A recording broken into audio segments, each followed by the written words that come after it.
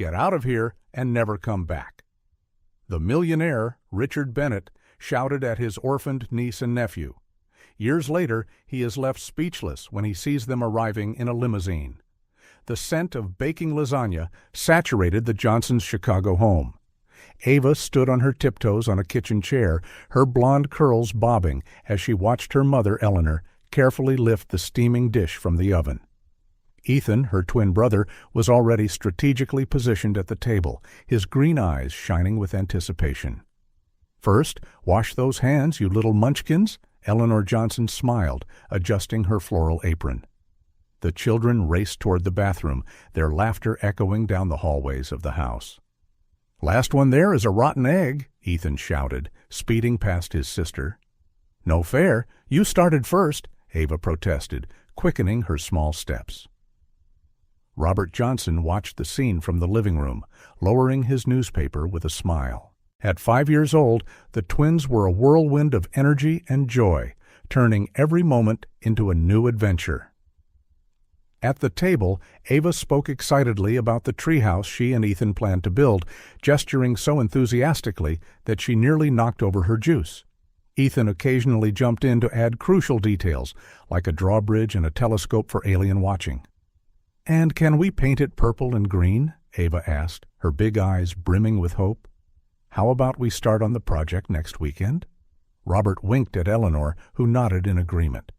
"But right now," Eleanor began, exchanging a conspiratorial look with her husband, "your dad and I have a surprise to share."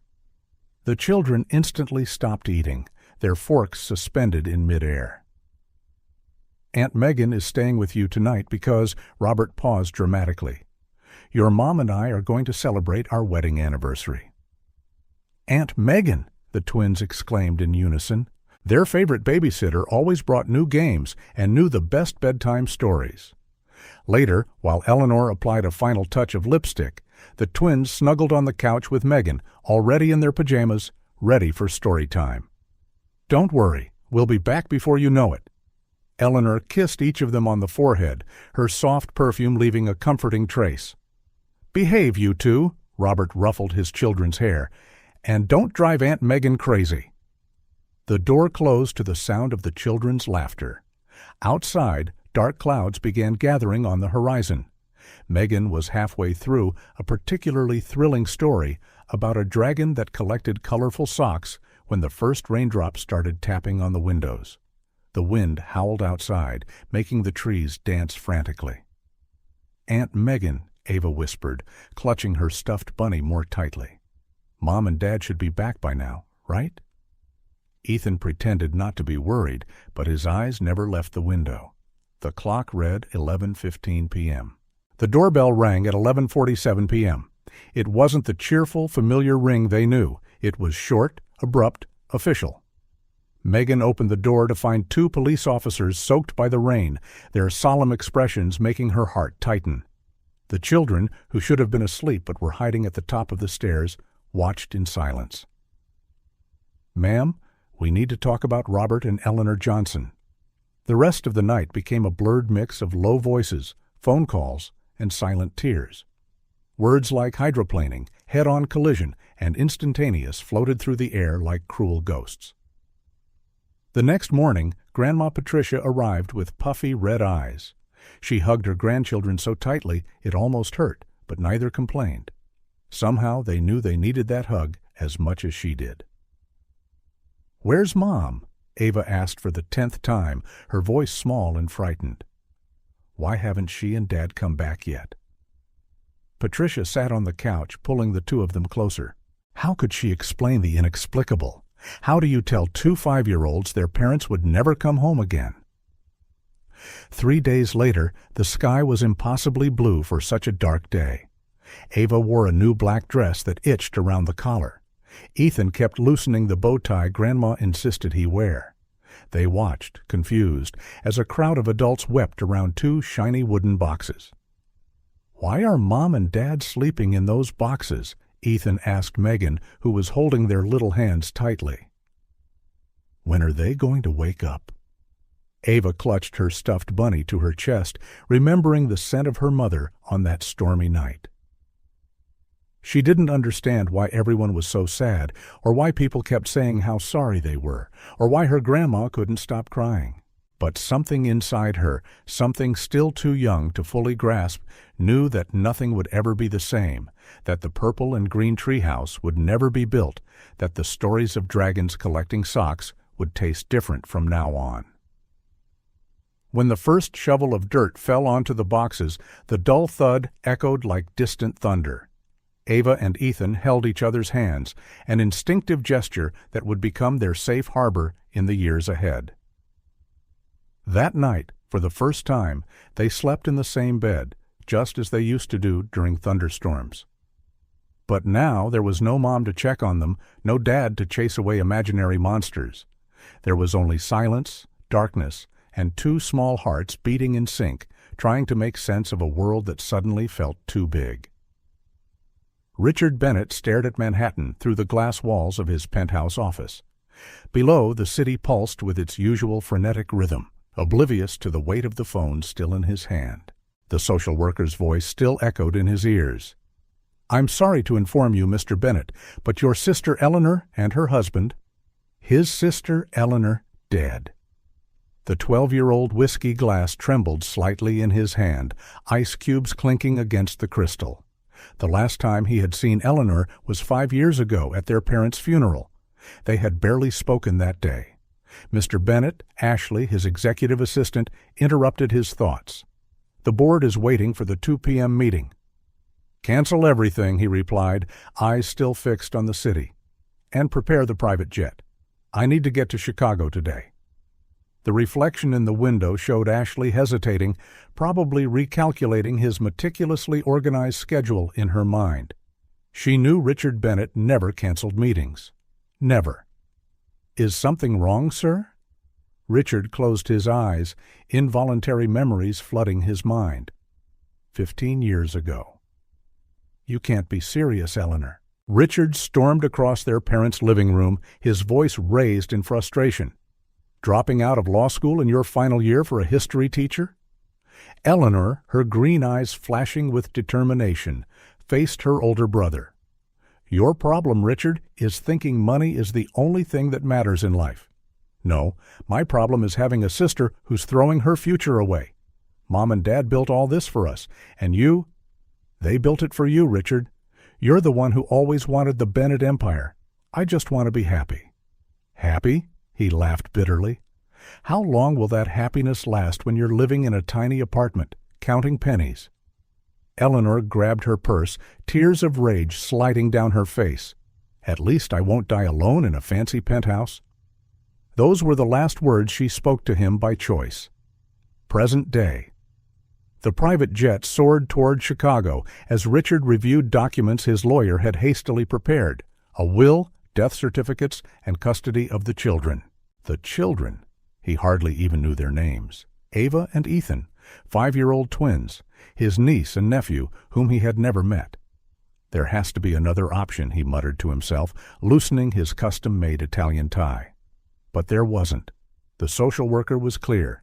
He was their only living relative. The alternative was the foster care system.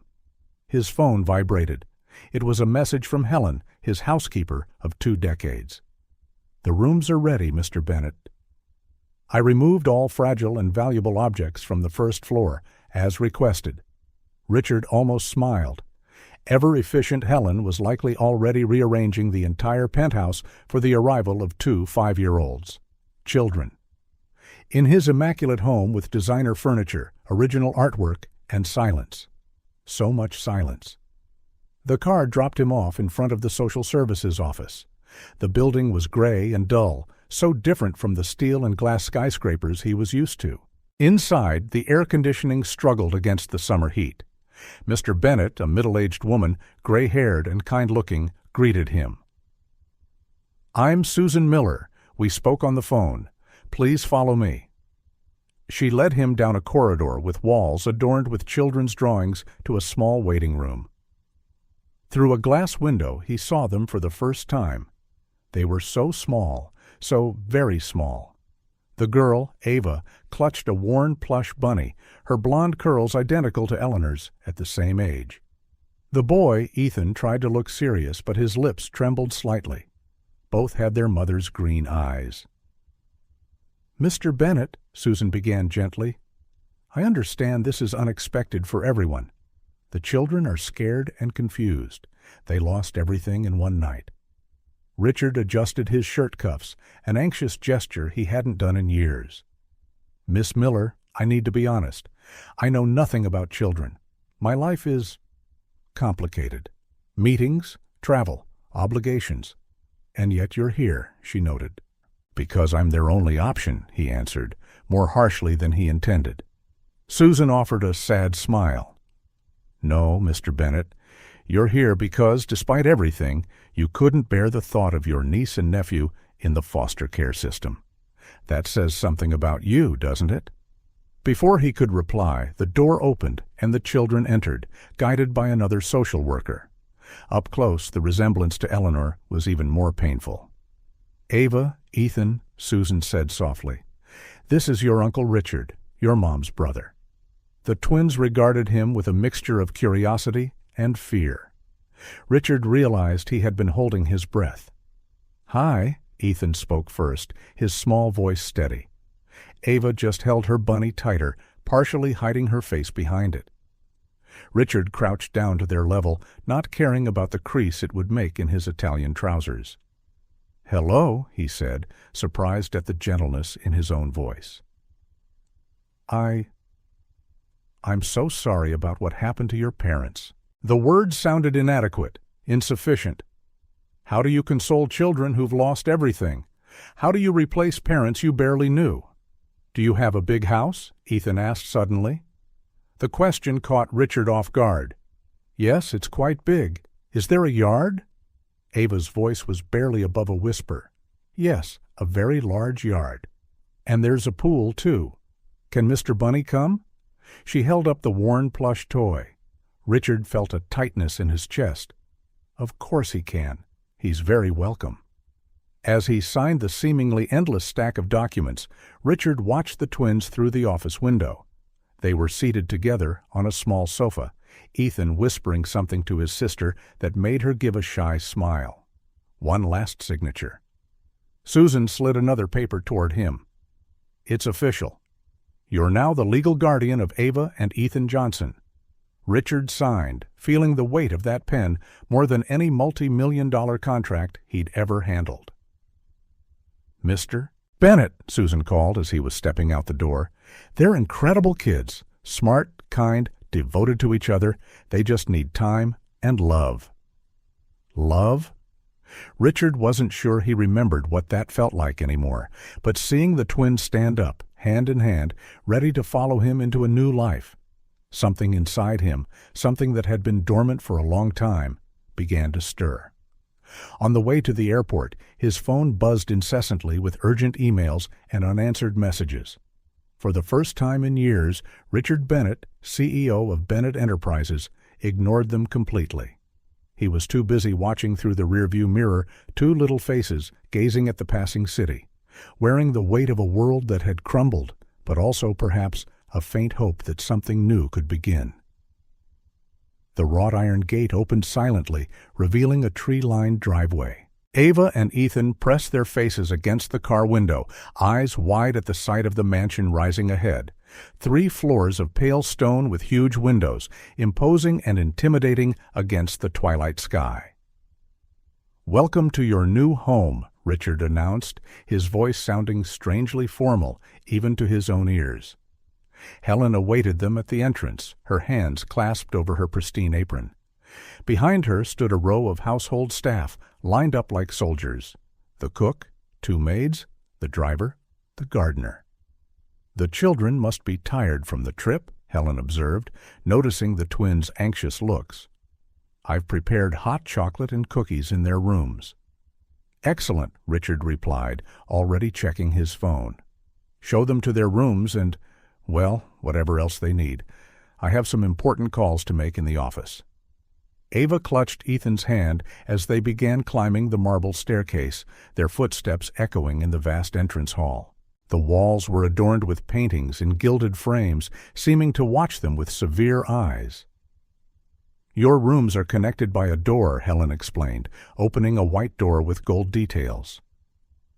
Ava, this one's yours. The bedroom was large enough to fit her old one 3 times over. The walls were a pale pink, the bed had a silk canopy, and a dollhouse the size of a dining table stood in one corner. And this is yours, Ethan. Helen opened the adjacent door, revealing a room in shades of blue with an antique desk, a telescope by the window, and a bookshelf filled with books. Can we sleep in the same room? Ava asked in a small voice, still holding her plush bunny. Helen hesitated. Well, each of you has your own room now. Isn't that better? Please, Ethan insisted, just for tonight. All right, Helen sighed, just for tonight. Later, after the children finally fell asleep together in Ava's bed, Richard went upstairs to check on them. He stopped in the doorway, observing their sleeping faces. There was something vulnerable in that scene that made him feel uncomfortable, as though intruding on a private moment. The following days established a routine. Richard left early for the office before the children were even awake. Helen oversaw breakfast. Private lessons were scheduled to begin the next week, and the house ran like a well-oiled machine. But at night, when silence settled over the mansion, muffled sobs could be heard through the walls. Every morning, Helen found the twins sleeping together, no matter which room they started in. On the 3rd day, Richard attempted to have dinner with them. So, how was your day? He asked, his fork poking at the grilled salmon. Fine, Ethan answered automatically. Ava just prodded her peas. Did you like the new toys? Another murmured, Fine. Silence settled over the antique dining table, far too large for just 3 people. Richard checked his watch 5 times before dessert. The next morning, he left a new iPad in each bedroom before heading to work. That night, he found both devices untouched. On Saturday, Richard had no excuse to escape to the office. He wandered through the house like a ghost, occasionally bumping into his nephew and niece, who seemed equally lost in the immense corridors.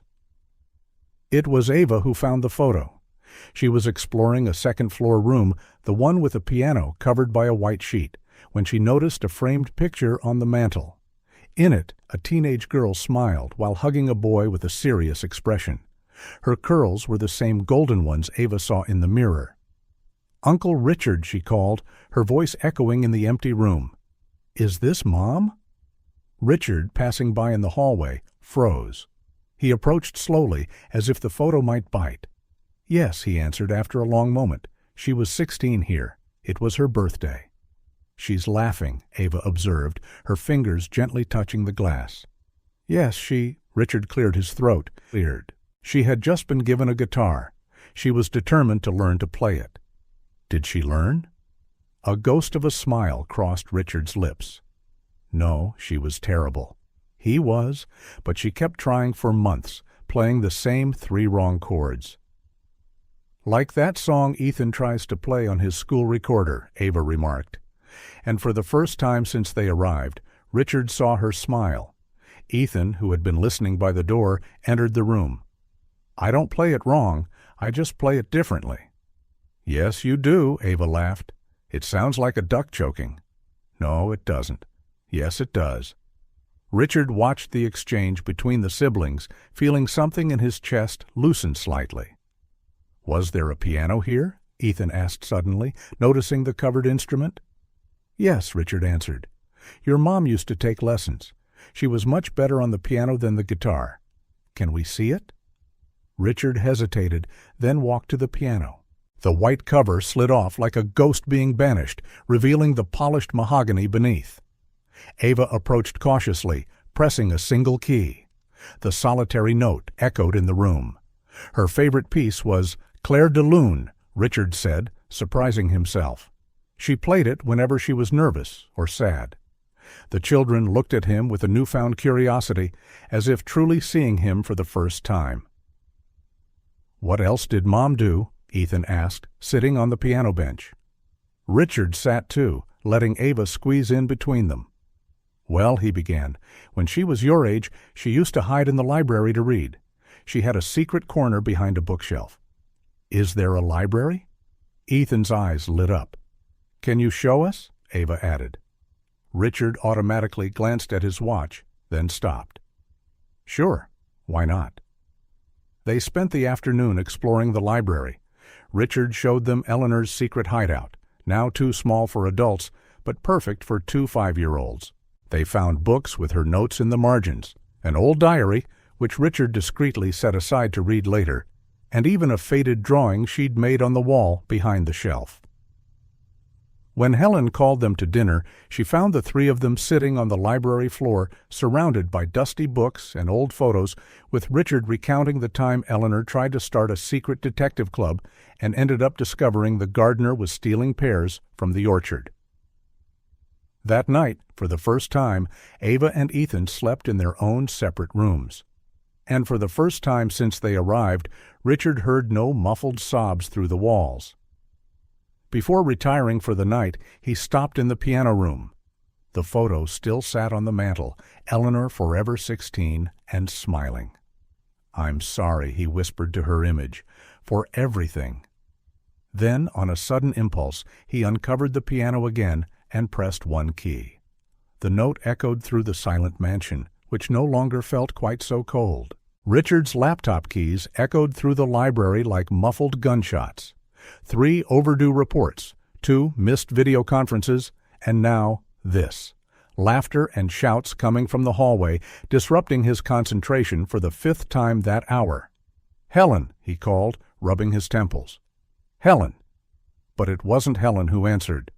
A dull thud followed by childish laughter reverberated through the house, and Richard felt his irritation rise like a wave. The last 2 weeks had been a constant test of his patience. Toys scattered in the once spotless corridors, fingerprints smudging the French windows, noise, so much noise. The previous night, he'd found muddy footprints on the 19th century Persian rug. That morning, Ethan had spilled orange juice on important documents. And now? "Get her, Ethan. No running inside the house." Richard shut his laptop forcefully. His final refuge of peace, the library, was ruined. In the hallway, Ava and Ethan were playing tag, their laughter echoing like cheerful ghosts in a house that once prized silence. "Children?" His voice came out harsher than he intended. "Didn't we talk about not running indoors?" They stopped abruptly, Ava almost crashing into her brother. "Sorry, Uncle Richard," Ethan murmured, looking at his own feet. "Sorry doesn't fix," Richard began, but he was interrupted by a sound that froze his blood, the unmistakable tinkle of breaking porcelain. Time seemed to freeze. On the pedestal by the wall where the Lalique crystal sculpture his mother had cherished once stood, there was now only empty space. On the floor, blue and white shards formed a tragic constellation on the Persian rug. "It was an accident," Ava sobbed, tears already streaming down her face. "We were just playing." Richard felt something inside him snap, like a dam finally giving way. The frustration of the past few weeks burst forth. "An accident?" His voice rose dangerously. "Knocking over a glass of water is an accident. This," he pointed to the shards, "this is destruction. That piece was priceless. It was a family heirloom." Ethan stepped forward, positioning himself partly in front of his sister. "We can fix it." "Fix it?" Richard let out a humorless laugh. "You can't fix anything. All you do is destroy. Ever since you arrived, it's been one thing after another. This house was perfect before you." Ava was openly weeping now, clinging to her brother's arm. Ethan's eyes were brimming with tears, but he kept his chin up, his gaze a mix of fear and defiance. "I can't take this anymore," Richard continued, his voice echoing through the corridors. "Why can't you just disappear? Get out of here and never come back." The silence that followed was deafening. Richard saw, as if in slow motion, the exact moment something broke in the children's eyes, something far more valuable than any sculpture. Ava was the first to run, Ethan right behind her. The sound of their footsteps on the stairs dwindled until it was swallowed by the mansion's sepulchral hush. Richard stood there, breathing heavily, the vast fragments at his feet, reflecting the afternoon light like frozen tears. "Sir," Helen appeared, her usually composed face lined with worry. I heard shouting. "Clean up this mess," he ordered coldly, turning back toward the library. "Mr. Bennett," Helen said, her tone sharper than he'd ever heard from her in 20 years. "They're children who have lost everything." Richard didn't reply. He locked himself in the library, trying to return to work, but the words on the screen danced meaninglessly. The sky darkened slowly, heavy clouds promising rain. Dinner was served, but the children's seats remained empty. Helen reported they wouldn't leave their rooms. "Maybe you should," she began. "They need to learn," Richard cut her off, though he hadn't touched the food on his plate either. At midnight, the storm broke. Richard was still in his office, half a glass of whiskey on his desk, when Helen burst through the door without knocking, something she had never done before. "They're gone." "What do you mean, gone?" "I went to bring them hot chocolate. Their rooms are empty. The beds weren't even slept in. And," she held out a crumpled piece of paper, "I found this." The childish, uneven handwriting said only, "Since you want us gone, goodbye." Richard felt the ground vanish beneath his feet. Outside, thunder shook the mansion's windows, and rain fell in dense sheets. "I've already called the police," Helen said, wringing her apron in her hands. "They're on their way." Richard walked to the window, staring into the darkness beyond the glass. Somewhere out there, 2 5-year-olds were wandering alone in a storm because of him. Eleanor's voice echoed in his mind. "At least I won't die alone in a fancy penthouse." No, she had died, leaving 2 children, his niece and nephew, in the care of a brother she knew to be too cold, too busy, too concerned with things that now seemed absurdly insignificant. "Sir," Helen was still at the door. "What should we do?" Richard glanced at the sculpture shards on his desk. Helen had gathered them carefully. A family heirloom, he'd said, but what family was left to preserve any heirlooms? "Get the car," he ordered, already grabbing his coat and umbrellas. Lots of umbrellas.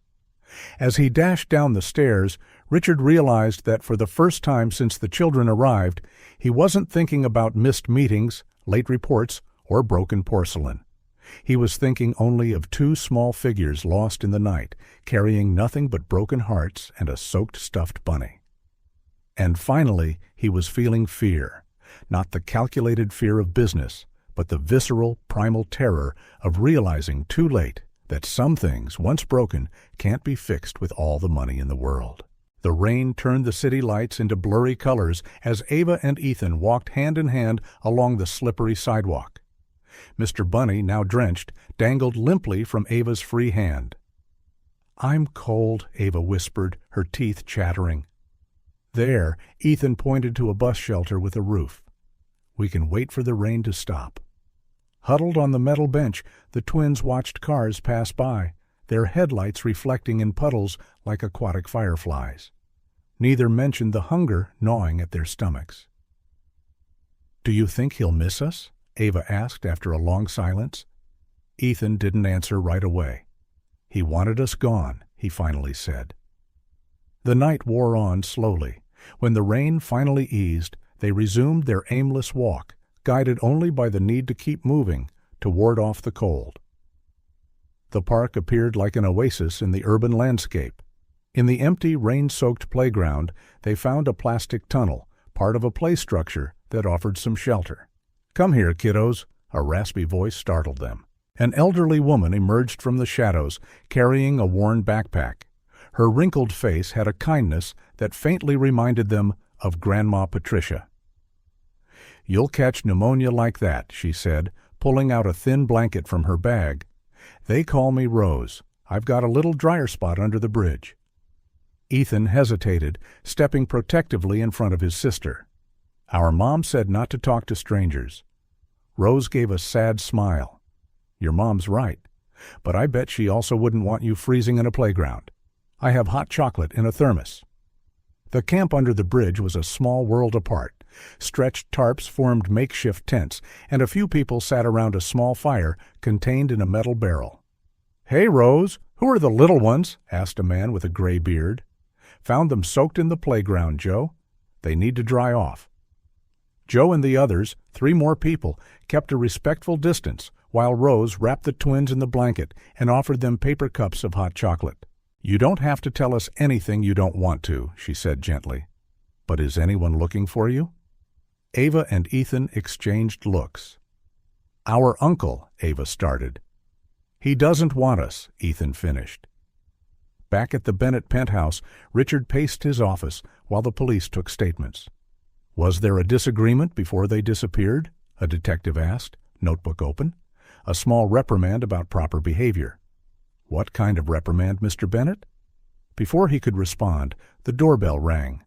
Helen returned moments later, accompanied by a woman in a gray blazer and a determined expression. "Claire Peterson, Social Services," she introduced herself. "I was notified about Ava and Ethan Johnson's disappearance." "We're already handling it," Richard replied curtly. "Yes, I see." Claire glanced around the luxurious office. "Any specific reason 2 5-year-olds would run away from a mansion?" Richard felt his face grow hot. There was an incident. What incident? They broke a valuable vase. I might have lost my temper. Claire jotted something in her file. "And exactly what did you say to them, Mr. Bennett?" Morning brought a harsh clarity. Ava and Ethan, now less soaked but still exhausted, shared a piece of bread Rose had given them. "We need to go," Ethan whispered to his sister, "before someone makes us go back." "But where?" Ava asked. The question remained unanswered. Seizing a moment when Rose was distributing coffee to the others, the twins slipped away quietly. Downtown was waking up. Rushed professionals strode past them without a second glance. A woman dragging a rolling suitcase nearly tripped over Ava. "Where do you think you're going?" A gruff voice made them freeze. A mall security guard eyed them suspiciously. "Where are your parents?" The twins bolted, their small hearts pounding like drums. They darted into one alley, then another, until they were completely lost. "Ethan," Ava whimpered, "I want to go home." "Which home?" he replied, sounding far more bitter than a 5-year-old should be able to. Claire Peterson parked in a residential neighborhood, watching children play in a nearby yard. Not Ava and Ethan, but they could have been.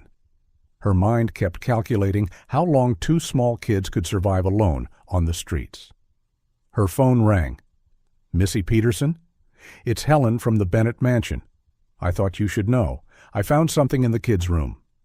"What exactly?" "A journal. Ava was writing in it. There's an address marked several times. Looks like their old home." Claire was already starting the car. "Send me the address." As she drove, she couldn't stop thinking about the distant look in Richard Bennett's eyes when he spoke of his niece and nephew, like they were an inconvenience in his perfectly organized life rather than 2 traumatized children desperately needing love. The sun was beginning to set when Ava and Ethan finally recognized where they were. The street looked familiar, though now it seemed different, smaller, sadder. Their old house stood empty, a for sale sign in the front window. The swing their dad built still hung from the backyard tree, creaking softly in the evening breeze. "Look," Ethan pointed to a second-floor window. "Our room." Ava clutched Mr. Bunny more tightly. "I wish Mom and Dad were here." Ethan took her hand. He was about to reply when headlights lit up the quiet street. A car pulled over and a woman stepped out hurriedly. "Ava? Ethan?" Claire called gently. "It's all right. No one will hurt you." The twins looked at each other, too tired to run anymore. "You must be hungry," Claire continued, keeping her distance. "How about a burger? I know a great place nearby." Ava took a step forward. "We don't have to go back to the mansion?" Claire smiled kindly. "Not today. Today we'll just get a warm meal and talk a bit. How does that sound?" Ethan still hesitated. "Promise?" "I promise." Slowly, like frightened kittens, the twins approached. Claire noted their tangled hair, dirty clothes, and exhausted eyes. But she also saw something else, a surprising resilience in 2 children who, having lost everything, still had each other. Guiding them toward her car, Claire was already mentally outlining her report. Richard Bennett had a lot to explain, and this time all his money and influence wouldn't be enough to escape the consequences of his actions. The Haven was a red brick building surrounded by a well-kept garden. Claire led the twins along the stone path, watching how they clung close to each other, Ava still clutching her soaked stuffed bunny. "Welcome," a kindly-faced nun greeted them at the door. "I'm Sister Maria. You two must be exhausted." The children took in the surroundings, colorful walls adorned with children's drawings, the distant sound of laughter coming from somewhere inside, the smell of freshly baked cookies in the air. "Come," Sister Maria held out her hand. "Let's find you some dry clothes." Ethan hesitated. "Can we stay in the same room?" "We have separate dormitories for boys and girls," the nun explained gently. "But you'll see each other all day long." Ava squeezed her brother's hand. "Promise?" "I promise." In the following weeks, the twins slowly adapted to life at the shelter. Mornings were for lessons, afternoons for recreation. Ava discovered the art room, where she spent hours drawing with crayons and watercolors. Ethan fell in love with the small library, devouring astronomy books and building paper rockets. "Look at this," Claire remarked to Sister Maria, admiring one of Ava's drawings. It was a detailed portrait of their old house, each window and flower meticulously sketched. "She has a special gift," the nun agreed. "And Ethan, well, his math teacher says he's solving problems 2 years above his level." In the girls' dorm, Ava befriended Lucy, a 7-year-old who also had a stuffed toy, a penguin named Sir Waddles. In the boys' dorm, Ethan found an ally in Miguel, who shared his passion for building things out of recycled materials. Every morning before classes, the twins met in the garden. It was their special time when they could just be Ava and Ethan, whispering to each other about their fears and dreams. "I made this for you," Ava said one morning, giving her brother a drawing. It was a portrait of him peering through a telescope, stars shining in the background. "It's perfect," Ethan smiled, carefully tucking the drawing into his science notebook. "When I build a real rocket, you'll do all the designs." In Claire's office, a folder grew thicker with reports and observations. The children were doing well, but something nagged at her. Why had Richard Bennett, with all his resources, simply given up on his niece and nephew without a fight? "Mr. Bennett," she said over the phone, "we need to discuss Ava and Ethan. They're safe, aren't they?" His voice sounded distant, professional. "That home has a good reputation. That's not the point. You're their legal guardian, and I'm clearly unfit for the role. I'd rather not interfere any further." Claire frowned. There was something in his voice, not just coldness, but perhaps guilt. Her investigation led her to old family files. Faded photographs showed a young Eleanor and Richard smiling. Newspaper clippings documented the meteoric rise of Bennett Enterprises. Then, silence. Years without any record of the siblings' contact.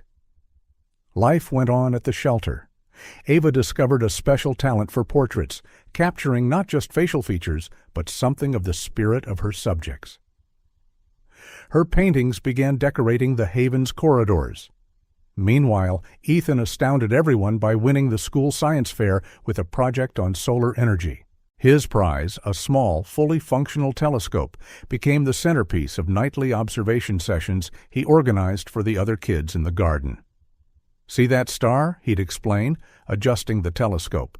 "It's part of the Orion constellation." "It looks magical," Lucy whispered, peering through the lens.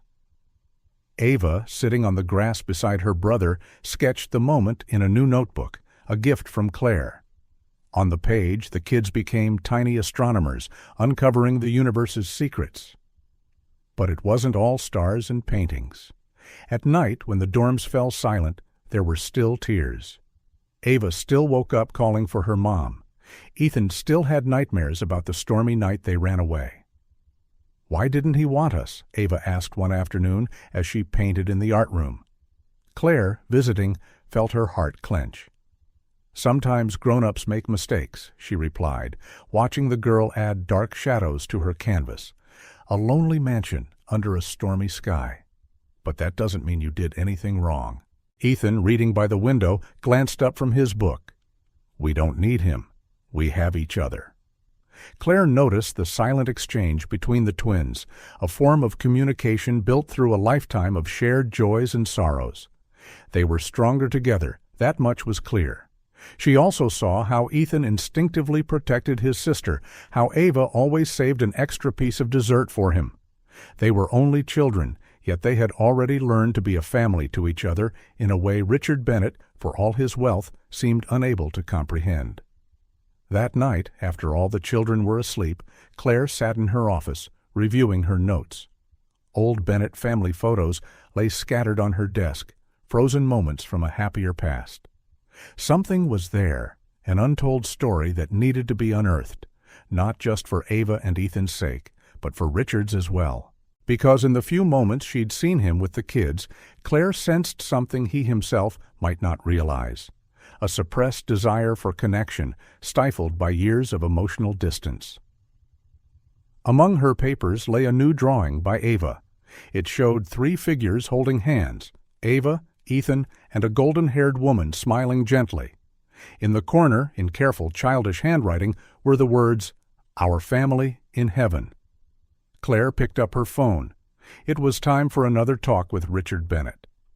Time at the Haven flowed like a gentle river, marked by seasons and small victories. In their first spring, the school auditorium erupted in applause when Ava went on stage to receive her first art award. Her drawing, a self-portrait of her and Ethan gazing at the stars, won the regional competition. In the front row, Ethan clapped louder than everyone, while Claire smiled proudly, camera in hand. In the back row, unnoticed by anyone, a man in an expensive suit watched briefly before slipping out quietly. As summers passed, Ethan's talent with computers became evident. In the computer lab, his fingers flew over the keyboard with surgical precision. "That's impossible," Miguel complained, looking at the screen. "How do you solve these problems so fast?" Ethan shrugged, immersed in lines of code. "It's just logic, like putting a puzzle together." The computer teacher created a coding club just for him, nurturing his exceptional skills. Ava often dropped by after class with her now more sophisticated sketchbook. Check this out, she'd show him her creations, characters for the games he developed, interfaces that made his code more user-friendly. Autumn brought exhibitions and competitions. Claire parked in front of the Modern Art Museum, where a banner announced the Young Artists exhibit. Near the entrance, Ava's art, now sophisticated digital paintings, was displayed prominently. "Nervous?" Claire asked the young artist, who was fiddling anxiously with her dress. "A little," Ava admitted. "But Ethan said he'd hack the voting system if I don't win." "I didn't say that," Ethan protested, adjusting an uncomfortable bow tie. "I just said I could." Winter saw the twins change. Ava, once shy, now faced crowds gracefully. Ethan channeled his pain into a fierce determination to master every tech challenge he encountered. The state computer science competition marked another turning point. Ethan, the youngest participant, presented software that translated art into music, inspired by Ava's paintings. The algorithm analyzes colors, shapes, and strokes, he explained to the judges, and converts them into melodies and harmonies. When he won first place, Ava was the first to hug him. "I knew you could do it."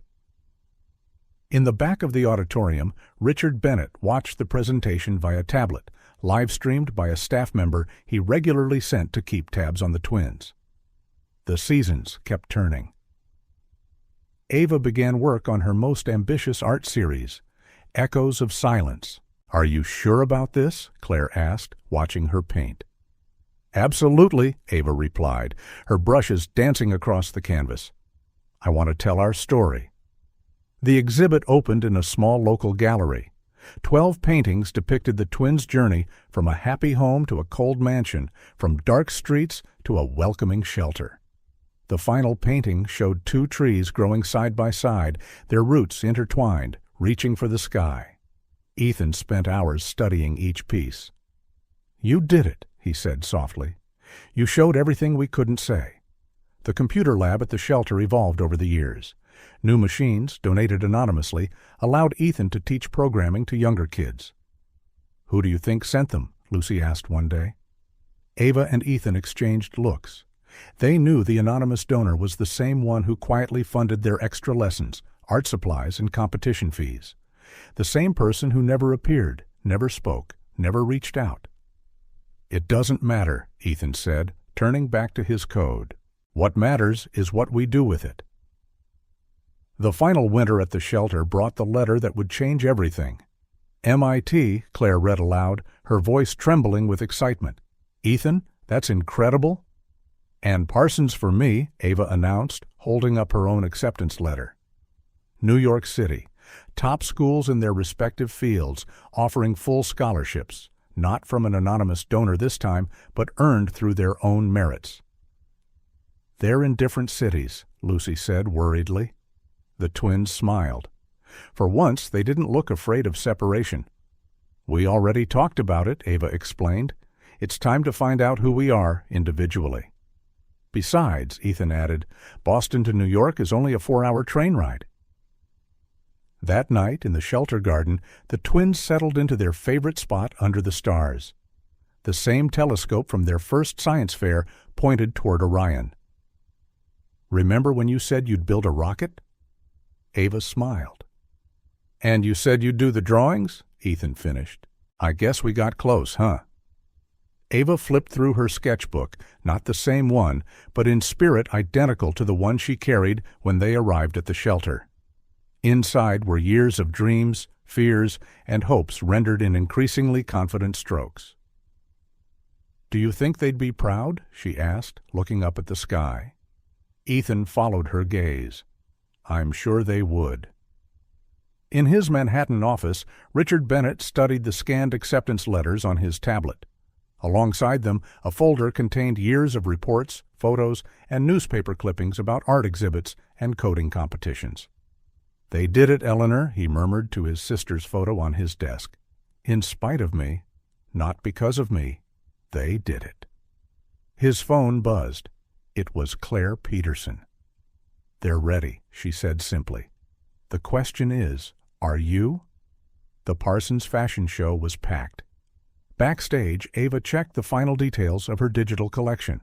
Each piece incorporated subtle technology: dresses that changed color with the wearer's mood, blazers with built-in music controls in the sleeves, scarves displaying personalized messages.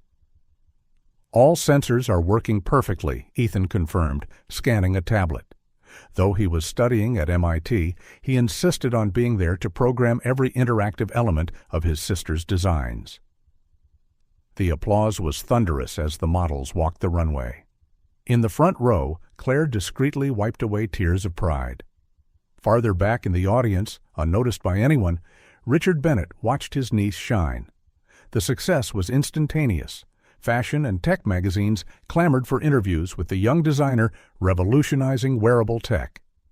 But Ava had bigger plans. "I don't just want to make beautiful clothes," she explained to Ethan during a weekend meetup in New Haven, halfway between their universities. "I want pieces that truly impact people's lives." Ethan smiled, turning his laptop so she could see the screen. "Then you'll like this. Remember that accessibility app I was working on?" On the display was a sleek interface for a system that translated body movements into commands, letting people with limited mobility control devices with minimal gestures. "With your textile tech," he went on, "we could integrate this into clothing. Imagine jackets that help people with paralysis move more independently." Ava grabbed her ever-present sketchbook, still a staple in her life, and started sketching. What if we added sensors here and here? Nexus Wear was born at that cafe table, scribbled on napkins and fueled by ambitious dreams. The first office was small, a shared space in Brooklyn. Ava turned one corner into a studio with mannequins and scraps of tech fabric scattered among computers and circuit boards. "It's more organized than my room at the shelter," she joked, hanging on the wall her first drawing of Ethan with his telescope. The first few months were a roller coaster. Investors loved the concept but questioned the founder's youth. Manufacturers doubted large-scale production feasibility. Maybe we should start smaller, Ethan suggested after another frustrating meeting. No, Ava replied with the same determination that had kept them alive all those years. We do it our way. Their breakthrough came with the launch of their first prototype, an adaptive clothing line for children with disabilities. A video showing a 6-year-old moving her arms for the first time thanks to a Nexus Wear jacket went viral. Investors started calling. Headlines multiplied. Prodigy siblings revolutionize adaptive fashion. Nexus Wear, where fashion meets purpose, the new geniuses of wearable technology. Have you seen this? Ethan showed Ava a Forbes article. We're on their 30 under 30 list. Ava barely looked up from her new project, a suit aiding people with social anxiety by providing gentle tactile feedback in stressful situations. Cool, she muttered, adjusting a sensor. But look, I managed to cut energy usage by 40%. Success brought new challenges. Major tech companies wanted to buy Nexus Wear for astronomical sums. Luxury brands demanded exclusive collaborations. We're not selling, the twins would say in unison whenever the topic arose. Claire visited often, bringing homemade cookies from the Haven and news of the kids who now dreamed of being like the Johnson twins. Lucy is studying fashion design, she said during one visit. Miguel got into an engineering program. You inspired a whole generation at the shelter. In his office at Bennett Enterprises, Richard tracked every one of his niece and nephew's achievements through newspaper clippings and reports. One file on his computer contained every article, every photo, every milestone. Nexus Wear grew fast. They moved into an entire floor of a commercial building. The team expanded, but the heart of the company remained the space where Ava and Ethan worked side by side, merging art and technology as they had since they were kids. Remember when you hacked the shelter's light system for my birthday light show? Ava asked one late night, working overtime. And you designed such a pretty instruction manual that Sister Maria framed it, Ethan laughed. I guess we always knew what we wanted to do. Their biggest test came when they were invited to a major tech conference. In the audience, unnoticed by them, sat Richard Bennett. Ava took the stage first, dazzling in one of her own designs, a dress that responded to brain waves. Technology shouldn't just be useful, she declared. It should be beautiful, inclusive, and transformative. Ethan followed, explaining the technical aspects with the same passion he'd shown teaching programming at the shelter. Every line of code, every stitch of fabric has a purpose, to give voice and movement to those who need it. The applause was deafening. Exiting, Richard overheard two executives chatting. Amazing how two people this young achieved so much. And they did it all on their own. It's inspiring. Richard felt the weight of those words. On their own. Not entirely. Claire, the shelter, everyone who believed in them had helped. But he, who should have been their rock, was just a distant shadow in their lives. That night, in his office, he opened the latest edition of Time. On the cover, Ava and Ethan smiled side by side under the headline, The Siblings Redefining the Future. His phone rang. Claire, once again. They don't need you anymore, she said bluntly. But maybe you need them. Richard stared at the magazine cover for a long time.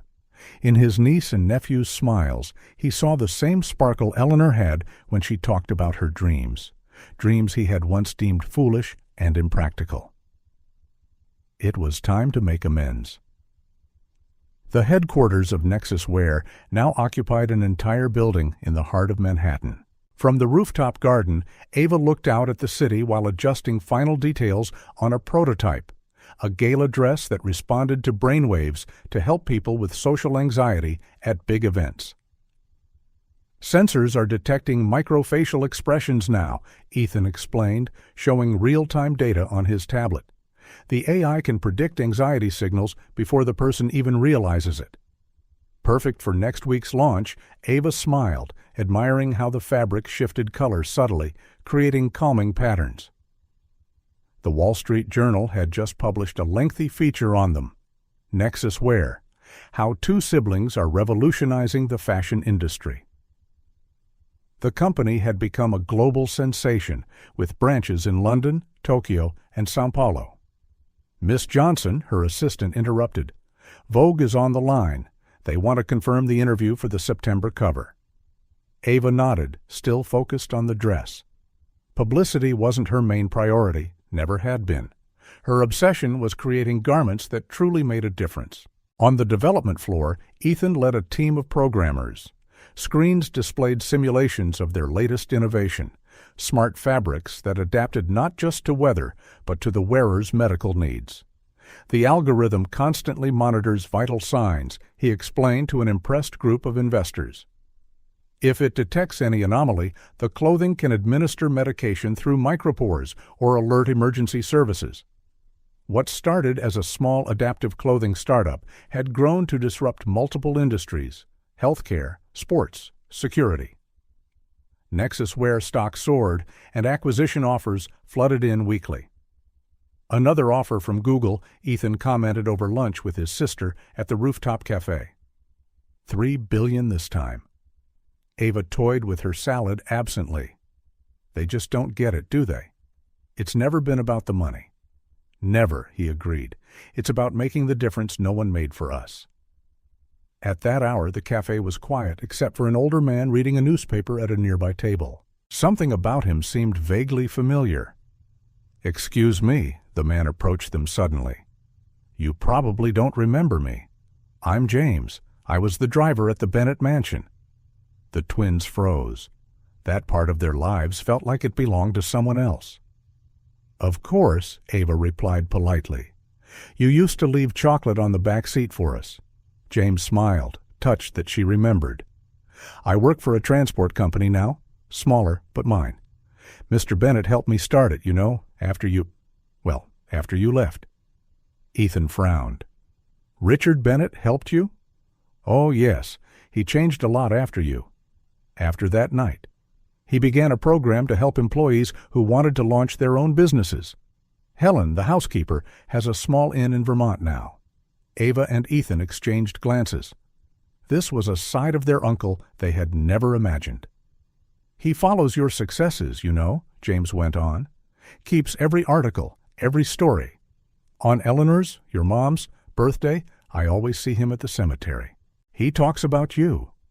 A heavy silence fell over the table. Years of hurt and resentment suddenly gained a new, not necessarily simpler, perspective. Back at the office, work went on.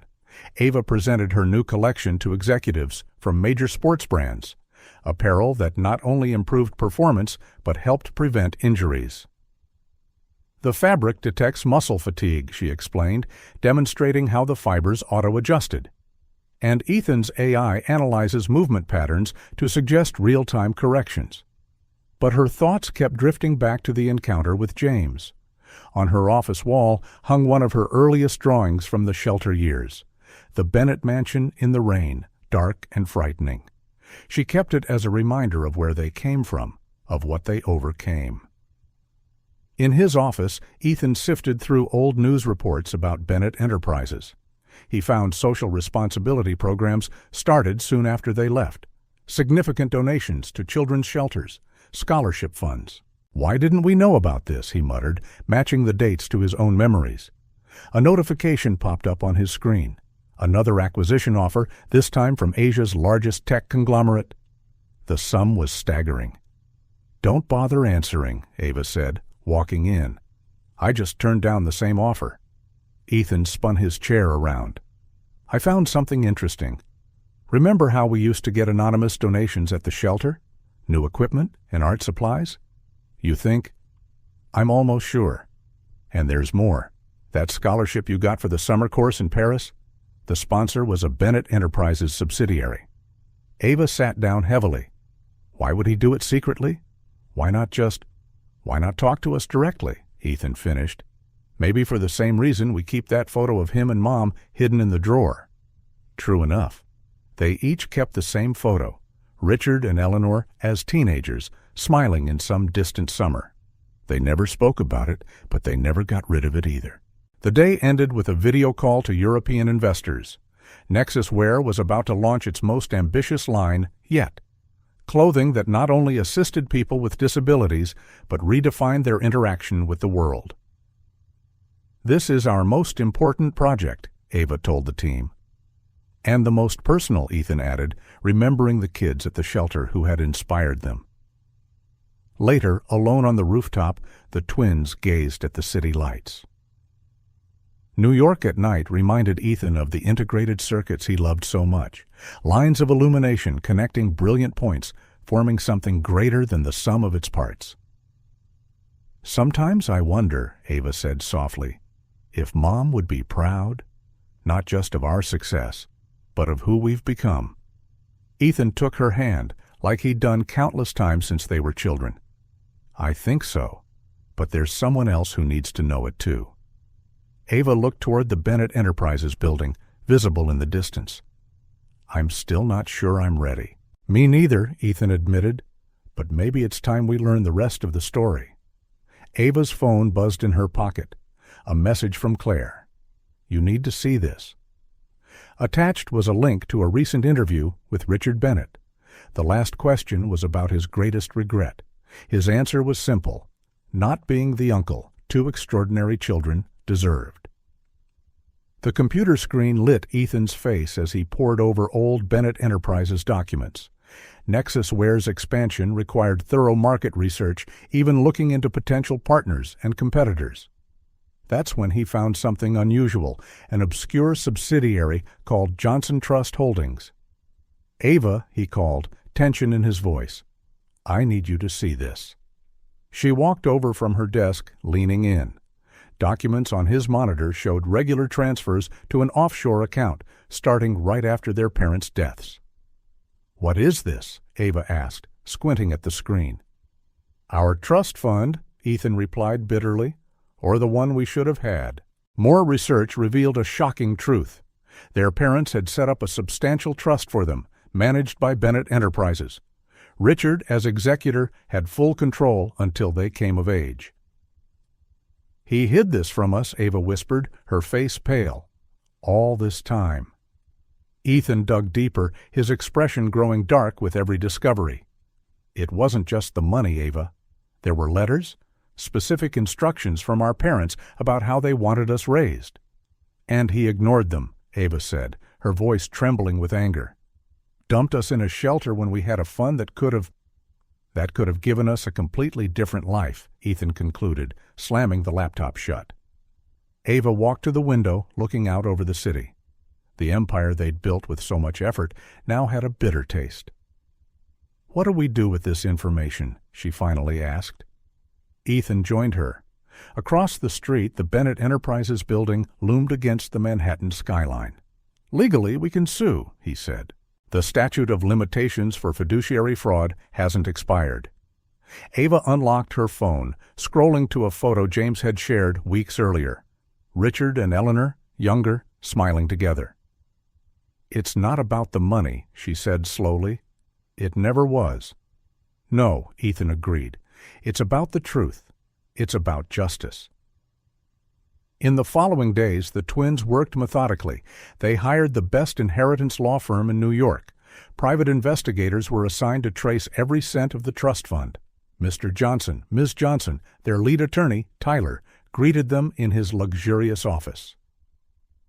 "The documents you've provided are, well, they're a powder keg." He spread files across his mahogany desk. "Richard Bennett didn't just conceal the trust's existence, he actively kept you away from it. For instance, the shelter paperwork was manipulated to suggest you had no resources." "And the anonymous donations?" Ava asked. "The computers, the art supplies?" "Crumbs," Tyler replied, pointing to more documents. "Insignificant compared to the trust's total value." Possibly a way to ease his own conscience. Ethan, who had been silent, spoke up. "We want to do this the right way. It's not about vengeance. It's acknowledgement," Ava finished. "We want him to admit what he did and face the consequences." Tyler nodded in understanding. "I suggest a two-pronged approach. First, we gather the airtight case. Then, we offer him a chance to settle before going public." "He'll try to buy our silence," Ethan predicted. Most likely, Tyler agreed. Bennett Enterprises' reputation is on the line. A scandal of this magnitude. We don't want to destroy the company, Ava interjected. There are innocent people depending on it, like James, like Helen. The investigators brought more findings in the following days. A pattern emerged. Every time the twins reached a milestone, school admission, competitions, graduations, small amounts were released from the trust, always anonymously. Like breadcrumbs, Ethan observed bitterly, sorting through the data. Feeding us with our own money. Ava spent hours in her studio, channeling her anger into new designs. Her latest pieces had an edge that hadn't been there before. Bolder colors, sharper lines. "Are you okay?" Claire asked on a visit, noticing the change. Ava hesitated, then showed her the legal documents. Claire was silent for a long time. "I should have investigated more," she finally said. "When he just gave up custody, I should have dug deeper." "It's not your fault," Ethan assured her. "He fooled everyone. Preparation for the showdown took weeks. Each document was triple-checked, every transaction tracked. Tyler built an unassailable case." "We're ready," he announced at a final meeting. "I can arrange a meeting with Richard Bennett whenever you want." The twins exchanged glances. Years of repressed emotion, anger, pain, confusion, solidified in that moment. "Do it," Ava said firmly. Ethan placed his hand over hers on the table. Together, like always. That night, alone in Nexus Ware's office, they looked out at the city that now belonged to them as much as it did to Richard Bennett. "You know what's ironic?" Ava said softly. "If he'd been honest from the start, if he'd used the trust the way our parents wanted, we might have become exactly who he feared. Privileged, dependent," Ethan finished. Instead, we became who we are," he gestured to the empire they built. "Maybe we should thank him." Ava gave a wry smile. "Let's hold off on the thank you until after we confront him." Her phone rang on the desk. Tyler again. "I got it arranged," he said. "Richard Bennett agreed to see us tomorrow at 10 a.m. After hanging up, the twins remained in silence, watching the city lights. Somewhere out there, in his luxury penthouse, Richard Bennett was likely unaware of the storm heading his way. "For Mom and Dad," Ava whispered. "For us," Ethan added. In the end, truth was the only inheritance that truly mattered. The makeshift war room on Nexus Ware's top floor resembled a military command center. Screens covered the walls showing graphs, timelines, and documents. On the conference table lay papers, laptops, and half-empty coffee cups. "We found something interesting," said Zachary, the lead investigator, pointing to a screen.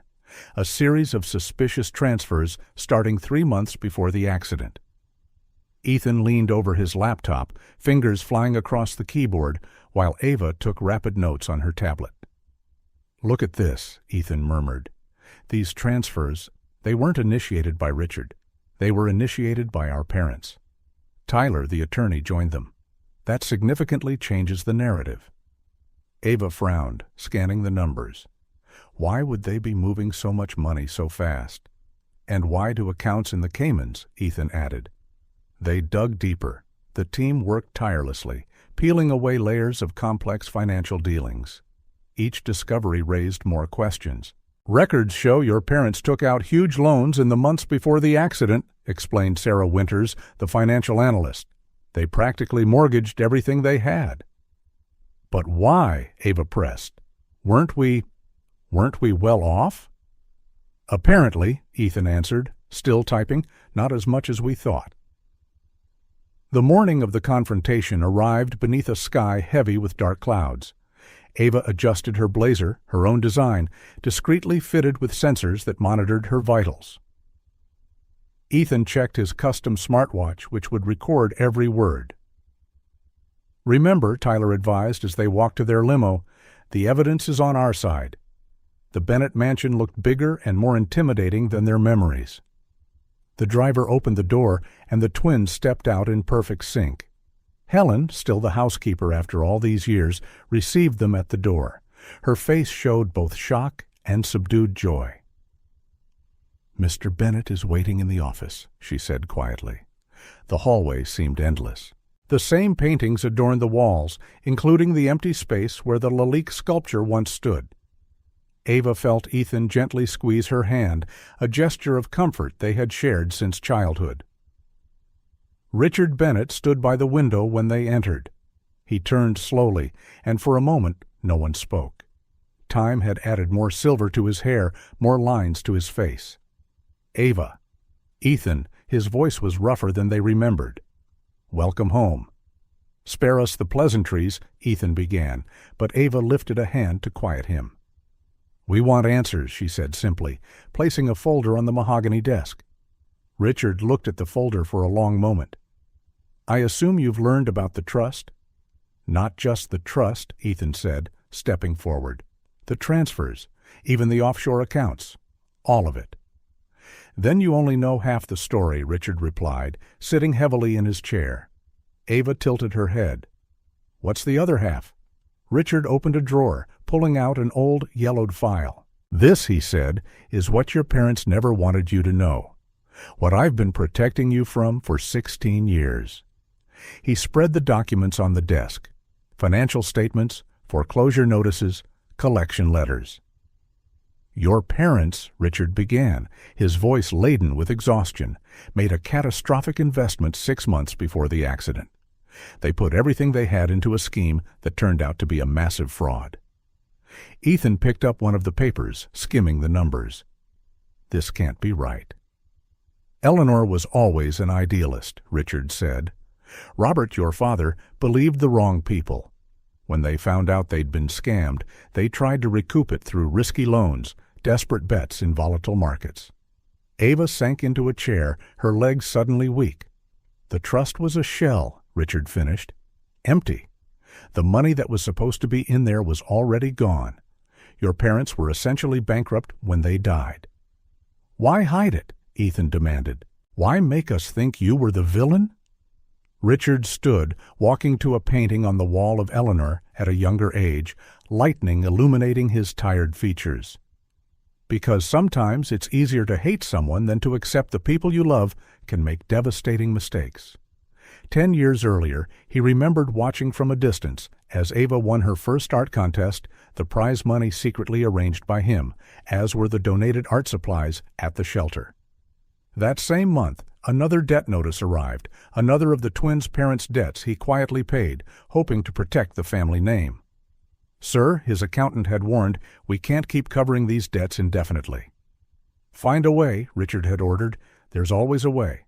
Present day." "Every cent I salvaged went to you," Richard continued, "through anonymous donations, scholarships, equipment."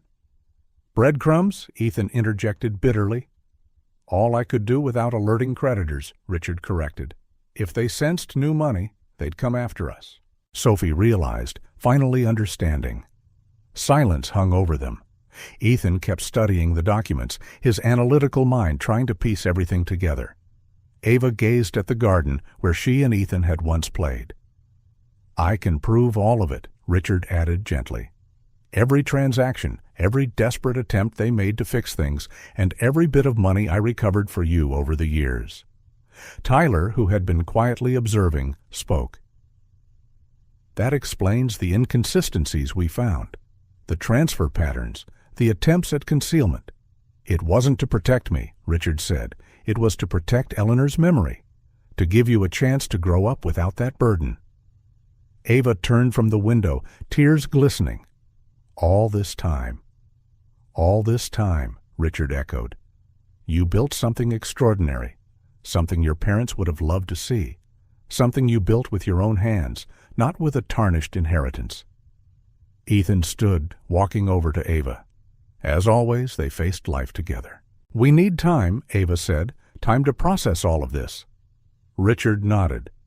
"You have all the time you need, and every document to verify."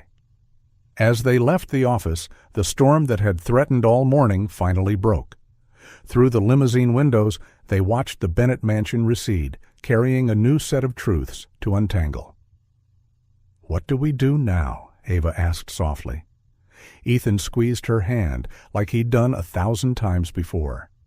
What we've always done. We do it together. In the front seat, Tyler made quick phone calls, discreetly canceling the legal actions they had prepared. The truth, as always, was more complex than it first appeared. Back in his study, Richard Bennett watched the storm through the window, the portrait of Eleanor silently observing yet another chapter in their complicated family saga. On his desk, next to the revealing documents, lay an old Time magazine featuring Ava and Ethan on the cover. "You were right, Eleanor," he murmured to the portrait. "They didn't need money. They only needed each other." The Bennett Mansion's library looked just as Ava and Ethan remembered. Floor-to-ceiling mahogany shelves, a spiral iron staircase, the comforting smell of old books. But now, as they sat facing Richard with a storm raging outside, it felt strangely alien. "I need you to understand," Richard said, opening a worn leather folder. "It all started with a phone call, 16 years ago." At 3 a.m, when the phone rang, Richard was still in his office reviewing contracts. "Richard," Eleanor's voice shook. "We need help." He remembered that conversation clearly, the ruined investments, the mounting debts, the desperation in his sister's voice. "I put everything into the Meridian Fund," she confessed. "Everything, Richard. The kids' savings, the house money." "Meridian?" Richard felt his blood run cold. "Eleanor, that fund's under federal investigation." "I know. I know now," she started crying.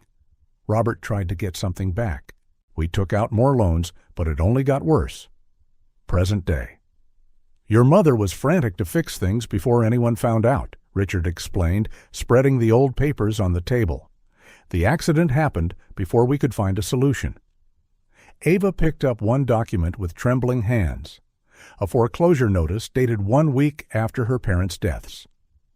"Why didn't you tell us?" Ethan asked, his voice tight with contained emotion. "Why let us believe you were the bad guy?" Richard moved to the window, lightning revealing his exhausted expression. "Because sometimes it's easier to direct anger at me than to accept your parents could make such a catastrophic mistake." 10 years ago, he remembered watching from afar as Ava won her first art contest, the one he'd secretly financed. That same month, another debt collection letter arrived, another parental debt he'd have to pay quietly. "Sir," his accountant warned again, "this can't go on." "We'll find a way," Richard insisted.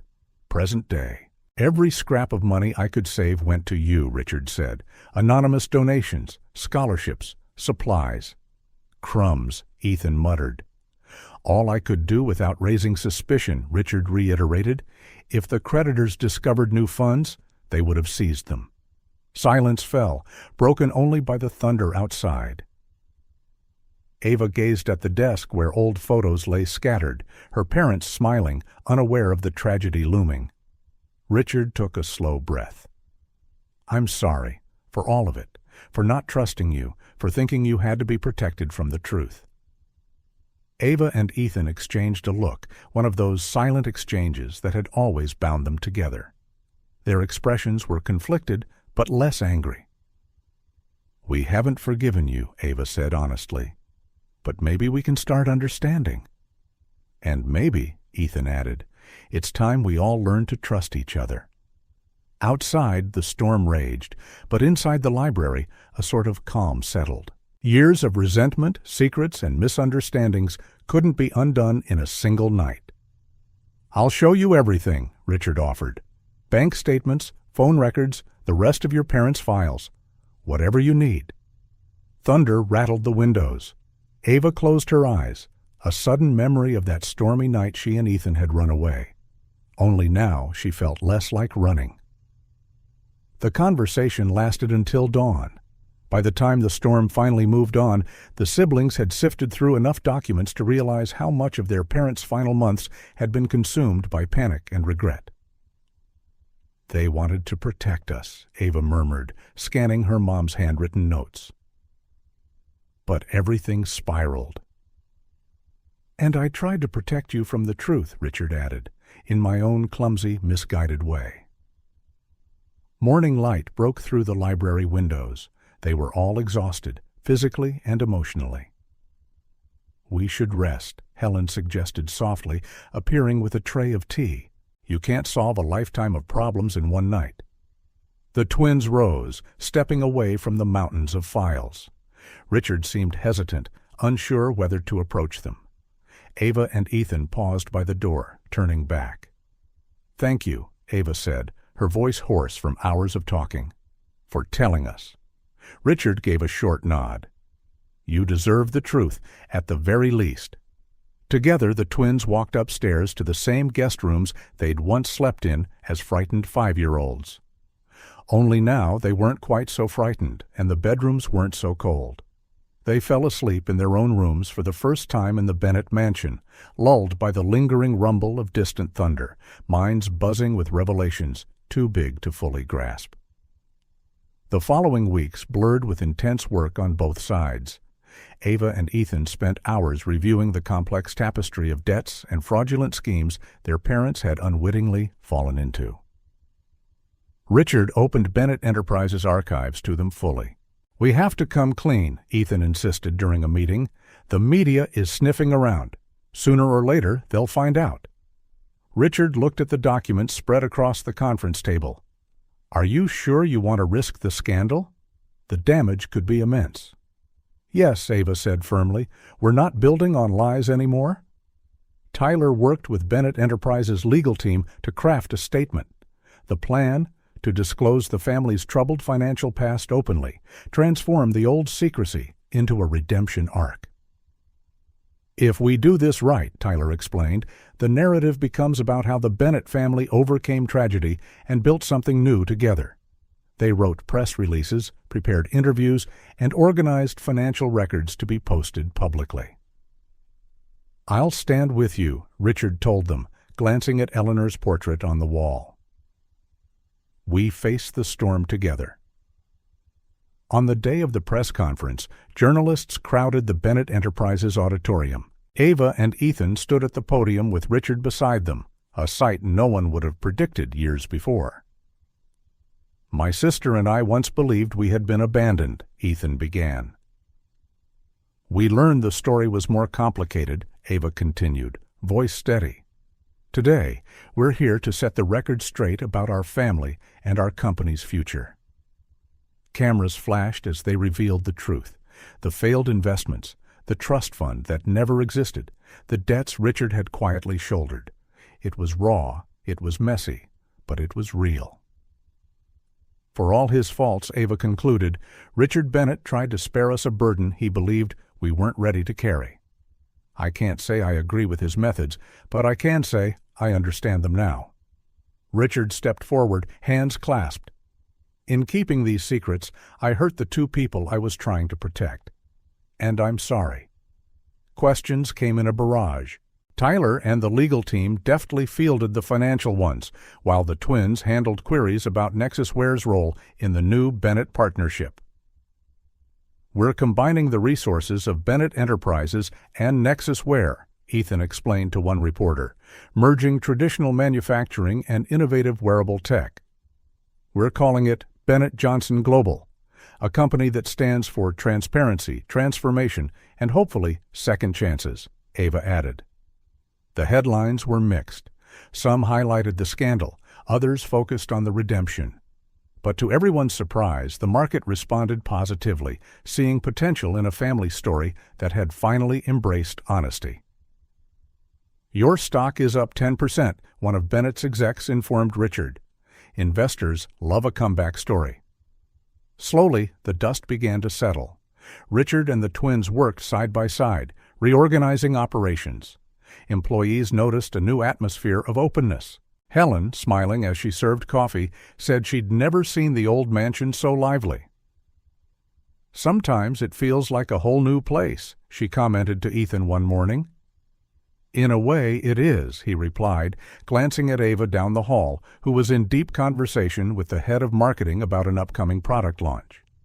Claire Peterson arrived unannounced one afternoon, hugging Ava and Ethan before greeting Richard with a polite nod. "I see a lot has changed," she said, surveying the office. "And not just the decor." Richard cleared his throat. "Thank you, Claire, for everything you did for my niece and nephew. She gave him a long look. "It's nice to finally see you stepping up for them, Mr. Bennett." Over the ensuing months, Bennett Johnson Global unveiled product after product. Office attire with built-in health monitors, children's clothing that adjusted to growth spurts, sports gear that minimized injury risk. Each success brought them closer, forging a bond through countless late nights, arguments, and breakthroughs. Slowly, what had been fractured began to mend. One evening, Ava discovered Richard alone in the library, looking at an old family photo album. She joined him quietly. "There's one photo I keep coming back to," he said, tapping a picture of Eleanor holding Ava and Ethan as babies. "I wasn't there when it was taken." Ava studied the image. "None of us can go back and fix what we missed." "No," Richard agreed, "but at least we can move forward without more lies." The true turning point came at a charity gala Nexus Wear organized for the Haven. Ava and Ethan insisted the event take place in the Bennett Mansion's once intimidating ballroom. "It's symbolic," Ava explained, as workers set up displays of the twins' earliest art and coding projects. "From a place that once scared us to a place we now share with the world." Guests included major tech figures, fashion icons, even old friends from the shelter. Lucy wore one of Ava's adaptive dresses, while Miguel showcased a new invention he developed in college. Claire circulated, proud as a parent, introducing donors to the accomplishments of the Johnson twins, who were no longer children in need of rescue, but innovators inspiring others. During the event, Ethan took the stage to present a check to Sister Maria, who still ran the Haven. The funds were enough to expand the shelter's facilities and computer lab. "We owe so much to you," Ethan said, voice thick with emotion. "This place gave us a second chance when we had nowhere else to go." Ava joined him, tears in her eyes, as she announced the opening of a permanent art studio for the children. "I want every kid to have the chance to draw their dreams," she said. Applause thundered. Richard, standing near the back, pressed a hand over his heart, an unfamiliar tightness there, as though finally allowing himself to feel pride, sorrow, and hope all at once. The night ended with a slideshow of the twins' journey, from old photos at the Johnson house to the busy halls of Nexus Wear. The final slide showed them side by side with Richard, unveiling the new Bennett Johnson Global logo. "We've come a long way," Ava whispered to Ethan. "And we're not done yet," he replied, smiling through misty eyes. As the guests departed, Richard lingered, looking up at the mansion's high ceilings. He found Ava and Ethan in the library, relaxing amid the leftover decorations. "You threw a wonderful party," he said awkwardly. Ava laughed softly. "We had good help." Ethan closed the book he was leafing through, one of Eleanor's journals. "We've been reading some of her old notes. She was so excited about traveling the world and exploring, trying new things." Richard nodded. She was always the brave one. For a moment, none of them spoke. The old tension was gone, replaced by something else, fragile but hopeful. "So," Ava said, clearing her throat, "what happens next?" Richard glanced at them both. "Whatever we want. We've rebuilt a family. We've started a new chapter." On the wall of the newly revamped office, Ava's art installation perfectly captured the essence of their journey. 3 separate lines that, after many detours, finally converged in a harmonious pattern. In the end, the true Bennett legacy was not found in numbers on a screen or property deeds. It was in lessons learned, that families can break and mend, that forgiveness is both a choice and a path, and that sometimes the greatest act of love is simply to try again. That night, as the city lights sparkled outside, 3 people who had traveled a long road from pain to healing shared more than just a name or a business empire. They shared a promise of a future built not on secrets and resentment, but on truth, understanding, and the kind of love that only emerges after learning how to forgive.